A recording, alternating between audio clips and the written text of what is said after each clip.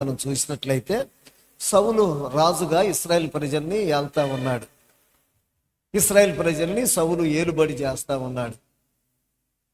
ఇక ఇశ్రాయేలీలకి ఫిలిష్తీయులకి యుద్ధం జరిగినప్పుడు దావీదు ఆ యుద్ధంలోనికి వెళ్ళటం, అందరూ పారిపోతా ఉంటుంటే బాలుడైన దావీదు యుద్ధం నేను చేస్తానని పంపించమంటాం, ఆ తర్వాత అతన్ని హేళన చేసి తగ్గించి ఇక దిక్కులేక దావీదుని యుద్ధంలోకి పంపడం జరిగింది. యుద్ధంలో విశ్వాసాన్ని బట్టి దేవుని యందు బలాన్ని పొందుకుని గొలియాతుని ఒక్కరాయితో చంపేశాడు. ఎప్పుడైతే గొలియాతుని బాలుడైన దావీదు చంపేశాడో దేశ విదేశాల్లో దావీదు పేరు మారుమ్రోగిపోయింది. గట్టిగా హల్లెలూయా చెప్పాలి. సౌలు సైన్యము సైన్యాధిపతులు జయించలేదట. బాలుడు గొర్రెల దొడ్డిలో ఉన్నవాడు, గొర్రెల కాపరి అయిన వాడు, యవనస్తుడైన వాడు గొలియాతుని ఒక్క రాయితో ఒక్క ఒడిశాల్లో రాయి పెట్టి చంపేసాడంట. ప్రపంచం అంతా తెలిసిపోయిందండి. ప్రియ దేవుని బిడ్డలు గమనించాలి. అసలు యెరూషలేములోకి వాళ్ళు వస్తూ ఉంటుంటే, దేశంలోకి వస్తూ ఉంటుంటే ఇశ్రాయేల్ దేశంలో స్త్రీలు కొంతమంది వీధుల్లోకి వచ్చేసి తంబూరాలు చేతబట్టుకుని పాటలు పాడారట. గట్టిగా హల్లెలూయా చెప్పాలి. ఏమని పాడారు? సౌలు వేల కొలది గాను దావీదు 10,000 కొలది శత్రువులు చంపేసాడని పాట పాడేశారు. ప్రియమైన దేవుని బిడ్డలారా, అది గిట్లా బిషప్ సూపు నిలిపేశాడు. ఇక తర్వాత తన కూతురునిచ్చి పెళ్లి చేశాడు. పెళ్లి చేసిన తర్వాత ప్రియమైన దేవుని బిడ్డలారా, అందరితో పై అధికారులతో మంత్రులతో అందరితో మంచిగా ఉన్నాడు దావీదు. అందరూ ఎక్కువగా ఇతన్ని విడిచిపెట్టి అతన్ని ఎక్కువ ప్రేమిస్తున్నారు. ఇక అది గిట్లా ప్రియ దేవుని బిడ్డ సౌలుకు అర్థమైపోయింది, నేను దేవుని మాట వినక ఆజ్ఞ అతిక్రమించి దేవునికి విరోధంగా నేను చేసిన కార్యాన్ని బట్టి దైవ సేవకుడు చెప్పిన మాట వినకుండా నా ఇష్టం వచ్చినట్టు బలులు దహన బలులు అర్పించాను. అప్పుడు దేవుడు దైవ సేవకుడి ద్వారా చెప్పాడు, నీకు బదులుగా ఇశ్రాయేలు సింహాసనం మీద వేరే ఒకటి నేను కూర్చోబెడుతున్నా మనిషి నేను కనుగొని ఉన్నాడు. ఇక వాడి దావీదే అయి ఉంటాడు. ఇప్పుడు దావీదుని చంపేస్తే రాజ్యం నాది అయిపోద్ది, నా తర్వాత నా పిల్లలు ఏలుబడి చేయొచ్చు అని ఆ దినాల్లోనే ప్రియ దేవుని బిడ్డలారా రాజకీయం ప్రారంభమైంది. అందుకే రాజకీయాలు కూడా ఇందులోనే ఉన్నాయి. బైబిల్లోనే రాజకీయాలు కూడా అన్ని శాస్త్రాలు ఇందులోనే ఉన్నాయి. కూతురు నుంచి పెళ్లి చేశాడు అల్లుడు. కూతురు సంసారం ఏమవుద్దని ఆలోచించరా, రాజ్యం పోద్దేమో. ఇవాళ కూడా ఒకే ఇంట్లో 2 పార్టీలు పదవి కోసం నేడు కూడా అదే విధంగా జరుగుతూ ఉంది. ఎదురుగా పిలిచాడు భోజనానికి, ఈయన ఎదురుగా కూర్చున్నాడు, ఆయన ఎదురుగా దావీదును కూర్చోబెట్టాడు. పక్కన నీటి ఉంటే గురి చూసి ఇసిరాడు, దావీదు తప్పించుకుని పారిపోయాడు. అయితే తప్పించుకుని పారిపోయాడు అని చెప్పేసి బట్టలు పంపించి ఇంటి దగ్గరికి వెళ్ళి ఉంటాడు, పడుకుని ఉంటాడు. మంచంతో సహా కట్టేసి తీసుకురామన్నారు. అక్కడికి వెళ్ళే వరకు ఆయన భార్య తప్పించింది. ఈ రోజు నువ్వు ప్రాణాలతో ఉంటే రేపు చనిపోతావు, అర్జెంటుగా దిగి వెళ్ళిపోమని కిటికీలో గుండా కిందకు దింపేసి ఒక బొమ్మను మంచం మీద పెట్టింది. తీసుకొచ్చి చూస్తే అది ఒక బొమ్మ. ప్రియ దేవుని బిడ్డలారా, ప్రతి ఒక్కరు కూడా గమనించాలి. ఇలా దావీదుని దేవుడు తప్పిస్తానే ఉన్నాడు. ఇక దావీదు పారిపోతా ఉన్నాడు, సౌలేమో తరుముతా ఉన్నాడు. దావీదు పారిపోతా ఉన్నాడు, సౌలు తరుముతా ఉన్నాడు. ప్రియమైన దేవుని బిడ్డలారా గమనించాలి. ఇక ఒక ప్రాంతంలో దావీదు ఉన్నాడు పలానా అడవిలో అని చెప్పేసి సౌలుకి తెలిసినప్పుడు కొంతమంది సైన్యాన్ని తీసుకుని వాళ్ళ తరుముటాకు బయలుదేరి వెళ్ళిపోయాడు. అక్కడ గుహ ఉంటే సౌలుకు కనపడకుండా దావీదు తనతో ఉన్న వాళ్ళు ఆ గుహలో దాక్కుని ఉన్నారు. సౌలు ఆ గుహలోకి వెళ్ళాడు పనుండి. అక్కడికి వెళ్ళినప్పుడు దావీదుతో ఉన్న వాళ్ళు, చూడు ఇదిగో నీ శత్రువుని నీ దేవుడు నీ చేతికి అప్పగించాడు, నువ్వు సెలవిస్తే చాలు వీడిని భూమికి కనిపించేస్తావు, వీటితో నేలకు కనిపించేసి పొడిచేస్తామని చెప్పారు.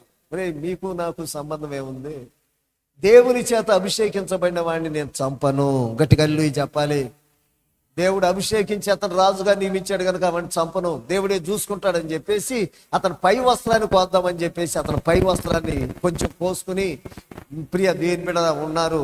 సౌలు దూరంగా వెళ్ళిన తర్వాత బయటకు వచ్చి దావీదు పిలుస్తున్నాడు, రాజా, సౌలు రాజా అని ఆ శత్రువు ఎదుట ఆయనట సాష్టాంగపడ్డాడట.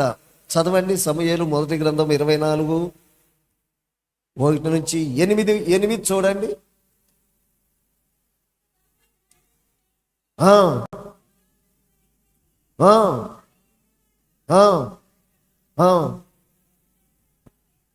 ఆ, ఆ.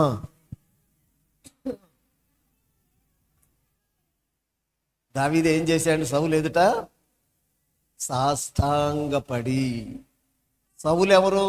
దావీదుని చంపటానికి సైన్యాన్ని తీసుకొచ్చాడు, శత్రువు. ఇప్పుడు ఆ శత్రువు ఎదుటే సాష్టాంగపడ్డాడు. మీరు కూడా అంతే. మీరు ఎవరి మీద పోట్లాడారనుకో, అది చేయబట్టుకుని క్షమించు నా తప్పు అయితే అంటే, ఆ ప్రియ దేని బిడ్డ అక్కడితో సమస్య పోద్ది. మనమైతే వాళ్ళు ఒక మాట అన్నారనుకో, మనం 4 మాటలు అంటాం. గట్టిగా చెప్పాలి. గొడవలు ఎక్కువైపోతాయి, సమస్యలు ఎక్కువైపోతాయి. భార్యాభర్తల విషయంలో కూడా భర్త ఏదన్నా కోపం మీద అది ఇది అన్నాడు అనుకో, మన నోరు కంట్రోల్ చేసుకుంటామా? చేసుకోగా నా దెబ్బలు నాకు ఇచ్చేయి. ఆ దెబ్బలు తినేదాకా నోరు తెరిచి మీరేనమ్మా మాట్లాడుతూనే ఉంటారు. కానీ తగ్గించుకుని కోపం వచ్చినప్పుడు ఏమైనా తప్పు చేస్తే క్షమించు అని ఒక్క మాట అంటే సమస్య తొలగిపోద్ది. గట్టిగా చెప్పాలి. ఏమైపోద్దండి? సమస్య తొలగిపోద్ది. తగ్గించుకోవాలి. అక్కడ దేవుడు అంటున్నాడు, తగ్గించబడిన వారు హెచ్చించబడుదురు, హెచ్చించుకునే వాళ్ళు తగ్గించబడతారంటున్నాడు. ఈ రోజున దావీదు అక్కడ హెచ్చించుకోలే. సౌలు ఎదుట సాష్టాంగపడి నమస్కారం చేశాడు. రాజు కనుక మనం కూడా ఇరుగు పొరుగు వారితో ఏదైనా గొడవ వచ్చినప్పుడు ఆ గొడవ సద్దుమణగాలి అనంటే, ఆ సమస్య తొలగిపోవాలంటే కొంచెం తగ్గించుకుని చూడు, లోబడి చూడు. తప్పైపోయింది క్షమించు అని చూడు. నీ సొమ్మేం పోదు, నీ విలువ పెరుగుద్ది. కానీ విలువ తగ్గదప్పుడు. గట్టిగా చెప్పాలి. మనం అనుకుంటున్నాం విలువ తగ్గిపోద్దేమో, అలా తగ్గించుకుంటే వాడికి మేము లోబడతాం ఏంటి, వాడికి సారీ చెప్పడం ఏంటి, దానికి సారీ చెప్పడం ఏంటి, నేనేంటి, నా పరిస్థితి ఏమిటి, నేనేంటి, నా చదువు ఏమిటి, నేనేంటి, నా ఉద్యోగం ఏమిటి, నేనేంటి, నా కులం ఏమిటి అన్నట్టు ఫీలింగ్స్ వచ్చేసి మనం ఉంటామండి. అది కాదు. తగ్గించుకుని చూడు, తగ్గించుకుని చూడు, లోబడి చూడు. ఎప్పుడైతే నువ్వు తగ్గించుకుని విధేయత కలిగి లోబడి ఉంటావో ఎన్నో సమస్యలకు ఇది పరిష్కారంగా ఉంటుంది. గట్టిగా చెప్పాలి. ఎన్నో సమస్యలకి ఇది పరిష్కారం. ఈ తగ్గింపు అనేది ఎన్నో సమస్యలకి, నీ ఇంటిలో కూడా, నీ ఇరుగు పొరుగు వారిలో, నీ బంధువుల్లో, నీ స్నేహితుల్లో, ఎప్పుడైనా నువ్వు ఎట్టి పరిస్థితుల్లో నిన్ను దూషించిన వారి ఎదుట నువ్వు తగ్గించుకుని ఉండు, నీ నామాన్ని దేవుడు ఇచ్చేస్తాడు. గట్టిగా చెప్పాలి. చూసిన వాళ్ళు అంటారు, ఎందుకు అట్టారుస్తావు, ఎందుకు అట్టారుస్తావు? ఆ అమ్మాయి చూడు నోరు మూసుకుని ఎలా ఉందో, మౌనంగా ఎలా ఉందో. నువ్వెన్నన్నా నోరు తెరవట్లా, నువ్వన్నా నోరు తెరవట్లా అని చెప్పేసి నీ పక్షాన జనులు వచ్చేస్తారు, నిన్ను హెచ్చించుదురు గాక. ఆమె అది ఎట కుదురుద్ది అంటున్నారా? పోట్లాడబాకండి, ఆ విధంగా వెళ్ళొద్దు, తగ్గించుకుని ఉండండి. ఆ తర్వాత మనం చూసినట్లయితే అదే అధ్యాయంలో 14వ వాక్యాన్ని చూడండి.